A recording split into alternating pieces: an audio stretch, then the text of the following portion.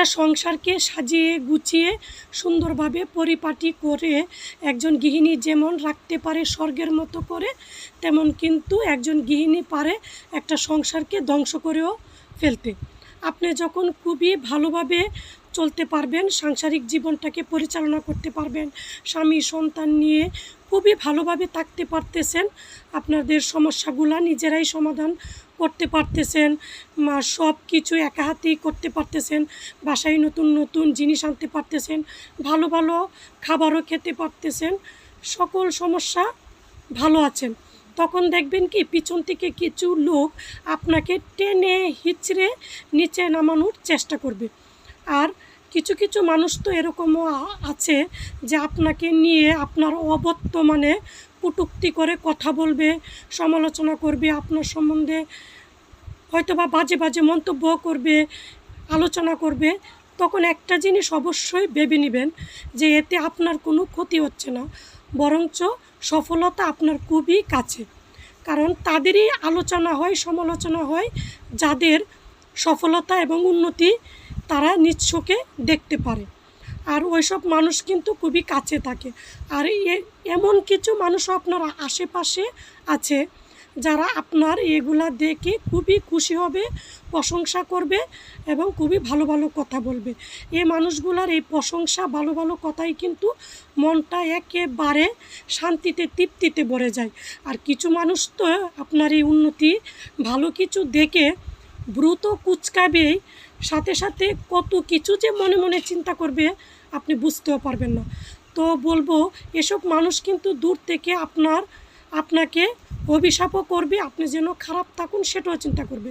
তো মহান আল্লাহ তাআলাকে বলবো এসব মানুষকে যেন উনি হেদায়েত দান করেন এবং উনাদের অভিশাপগুলো যেন উনাদের উপরেই নিয়ে যায়।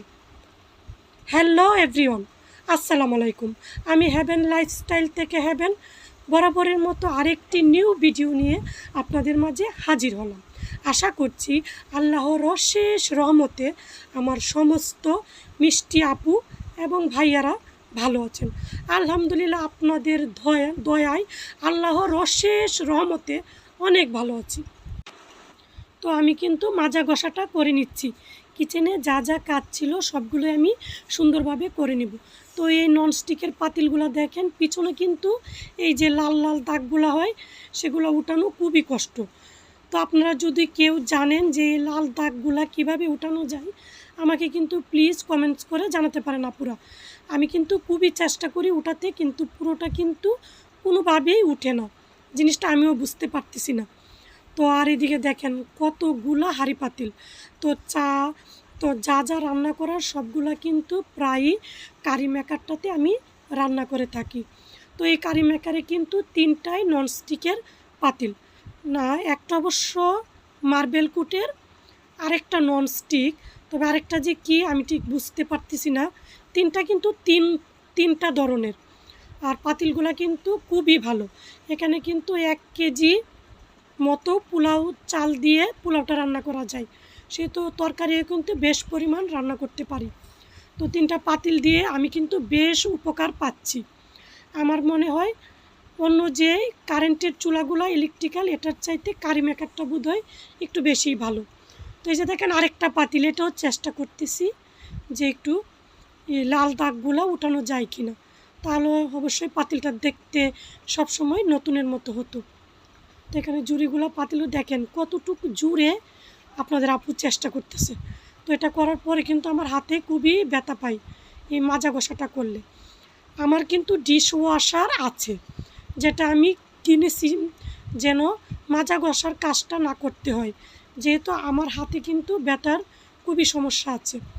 কিন্তু এখন পর্যন্ত কিন্তু আমি ডিশ ওয়াশারে তেমনভাবে হাঁড়ি পাতিলগুলো দেই না। মানে মনে হয় যে মেশিনে নেব, ভিতরে ঢুকাবো, আবার বাহির করব, তো বেসিনের উপরে যা থাকে ওইখানেই ধোয়াটা করে ফেলি। কিন্তু এখন মনে হয় আর হবে না, ডিশ ওয়াশারটা এবার চালু করতেই হবে। কারণ আমার বাসায় মানুষ কম হলেও হাঁড়ি পাতিল প্লেট সব কিছুই কিন্তু একটু বেশি, রান্নাবাড়া বেশি হলে হাঁড়ি পাতিল বা খাওয়া দাওয়া যদি বেশি হয় তাহলে কিন্তু প্লেট মানে বাটিগুলা ওইগুলোও বেশি হবে। তো সেজন্য আর কোনোভাবেই হচ্ছে না।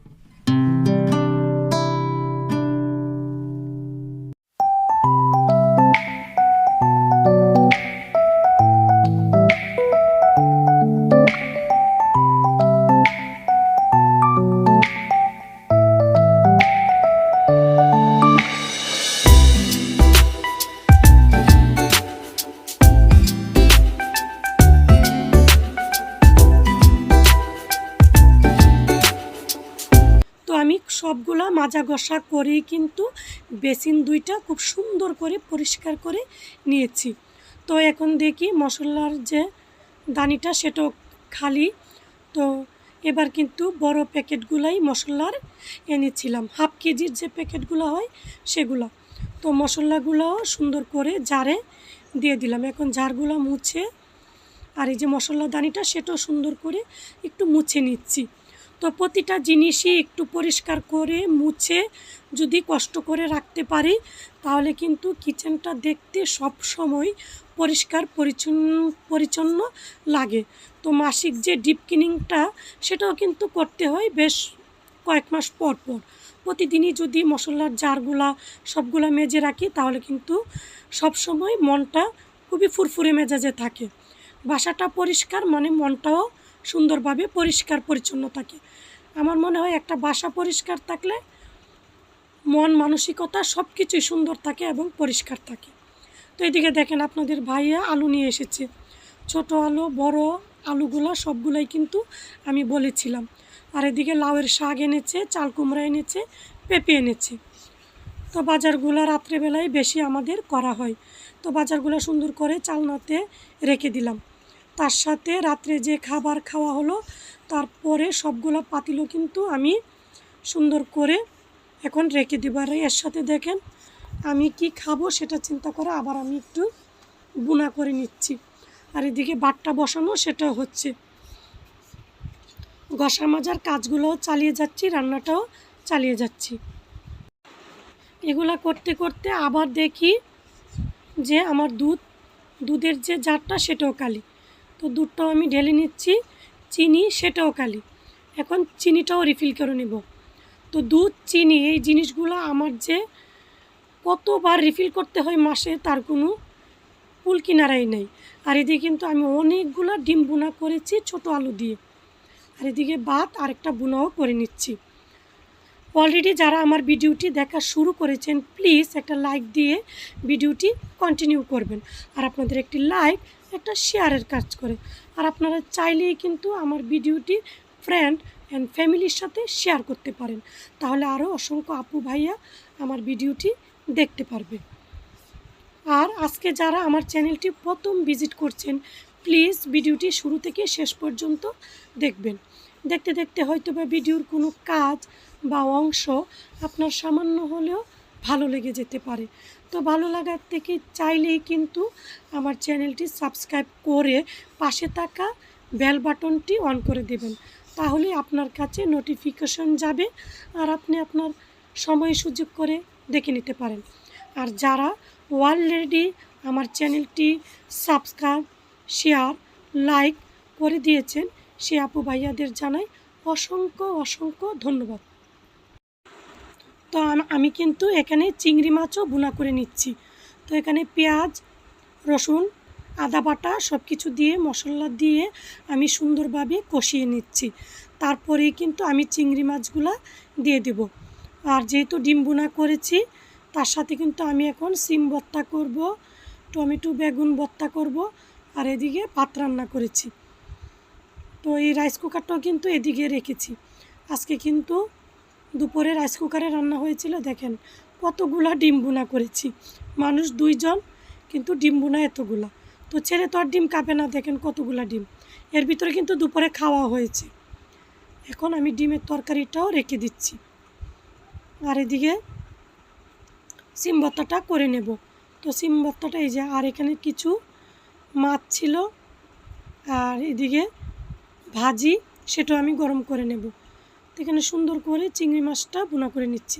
চিংড়ি মাছগুলো কিন্তু ছোট ছোট, এগুলা, এই চিংড়িটাও কিন্তু খেতে মজা। তো এই যে চিংড়িটা ছেলের জন্য ভুনা করে নিচ্ছি।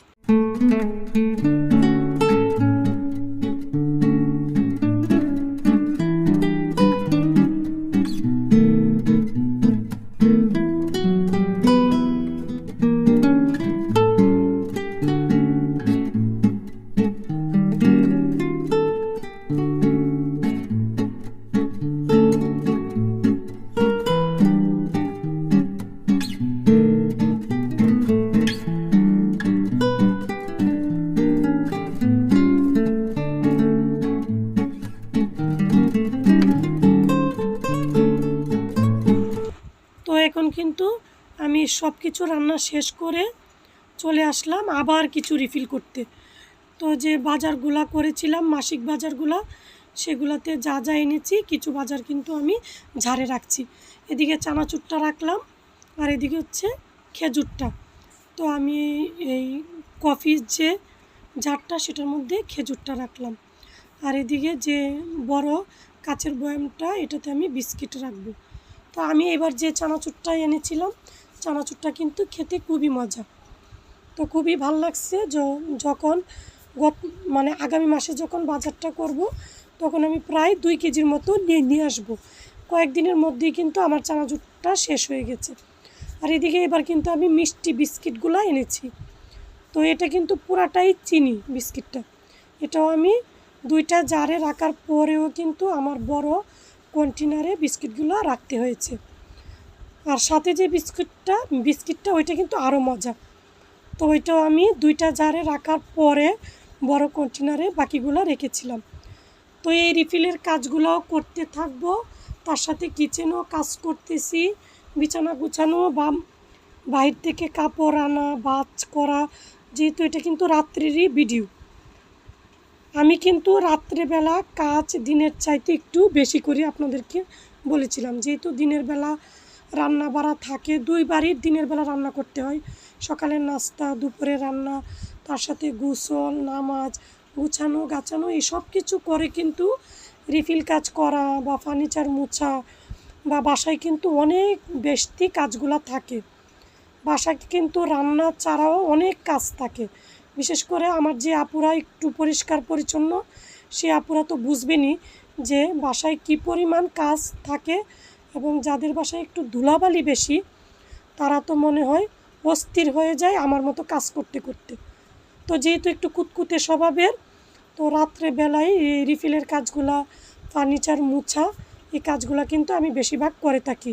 যেমন আমার বাসায় আরেকটা কাজ খুবই গুরুত্বপূর্ণ, যেটা হচ্ছে আয়না। যে বাসায় আয়না বেশি থাকবে, সে আপুরা নিশ্চয়ই আমার মতো ভুক্তভোগী। কারণ আয়না বেশি থাকলে এই আয়নাগুলো মোছার জন্য 1-2 দিন পর পর বাসার আয়নাগুলো মুছতে হবে। আর আমার বাসায় যে পরিমাণ আয়না এবং পেন্টিং আছে, এগুলা কিন্তু আমার 1-2 দিন পর পর মুছতে হয়। এর ভিতরে আমি আরও 3টা আয়না আনতে মার্কেটে যাব। তো চিন্তাই করতে পারেন যে আয়না এনে এত কাজ করতে হচ্ছে, আবার আয়না কিনবেন। কেন জানি বাসায় আয়না লাগানো আমার খুবই পছন্দের। তো আমি কিন্তু এর মধ্যে চিন্তা করেই নিয়েছি, আমি আরও 3টা আয়না আনবো এবং তার সাথে আরও বড় একটা মিররও আনবো। সেটা আনতে আমাকে যেতে হবে পুরান ঢাকার বিসমিল্লা টাওয়ার মার্কেটে, যেটার জন্য আমি এখনও সুযোগ করে নিতে পারতেছি না। যেহেতু এটা নিশ্চয়ই পুরান ঢাকার নয়া বাজারের ওইদিকে, আমি ঠিক সম্ভবত বলতে পারতেছি না, চক বাজার, সরি, চক বাজারের এদিকে বিসমিল্লা টাওয়ার, ওইটাতে জেলে মানে সরি যেতে হলে কি পরিমাণ প্যারা সেটাও কিন্তু আমি জানি, কিন্তু ওই মিররটা আমি বিসমিল্লা টাওয়ারে দেখেছি। তো ওইটা আনলে তো কাজ আরও বাড়বে। আর আড়ং থেকে আমি আরও 3টা ছোটো মিরর আনবো, এবং দোয়েল চত্বরে আমি কয়েকটা মিরর দেখেছি, সেগুলো আনবো। তাই এখন এতগুলা মিরর এনে আরও কিন্তু কাজ বাড়াতে যাচ্ছি। তো যখন আনবো তখন কিন্তু আপনাদের সাথে ভিডিও করে লাগিয়ে শেয়ার করব ইনশাল্লাহ। তো এই যে দেখেন কি পরিমাণ বিস্কুট বাজার, আমি সব কিছুই কিন্তু সুন্দর করে জারে রিফিল করে নিয়েছি। আর নিচে 3টা বড় বড় কন্টেনারে মাসিক বাজারও গুছিয়ে নিয়েছি। আর প্রচুর পরিমাণ সস আনা হয়েছে, সেগুলোও গুছিয়ে নিয়েছি। ভিডিওর শুরু থেকে শেষ পর্যন্ত আমার কথায় যদি কোনো ভুল ত্রুটি হয়ে থাকে তো প্লিজ আপনারা ক্ষমা সুন্দর দৃষ্টিতে দেখবেন। আপনাদের দীর্ঘায়ু এবং সুস্বাস্থ্য কামনা করে নতুন আরেকটি ব্লগ ভিডিও দেখার আমন্ত্রণ জানিয়ে আরও বাজার গুছাতে গুছাতে এখন আপনাদের কাছ থেকে বিদায় নিচ্ছি। আল্লাহ হাফেজ, আসসালামু আলাইকুম।